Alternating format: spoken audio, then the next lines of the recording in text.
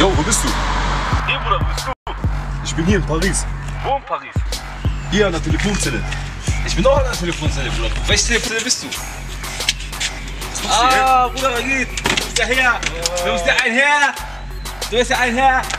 Komm, lass uns rappen, okay? Komm, lass mal rappen. High Heels, mein Ziel ist es zu ficken in Paris, denn ich bin Preisträger, so wie Etiketten auf ner Jeans. Was Fahrrad? Ich sehe auf der Haube einen Stern und die Real Madrid-Fans hab ich Bands immer gern. Mich nennen sie Osama, dich nennen sie Obama, weil du dasselbe bist wie Pommes und Batata. Ich kann in dir das Opfer sehen, Rap ist wie Monopoly, ich kaufe mir Schlossallee. Rapper wissen, wer ein Abo kriegt, ich hab immer mein Akku mit, Bruder. Du weißt, weil WhatsApp immer mein Akku fickt. Ich zocke Blackjack im Backstage, was? YouTube ist wie ein Rap-Battle, ich ficke diese 16 Bars. Nachdem ich mein Ayran trinke, wollen alle Weiber von meinen Eiern trinken. Deine Fans hören nur Rihanna, Habibi Brüder, Super Saiyajin, Casey Rebella.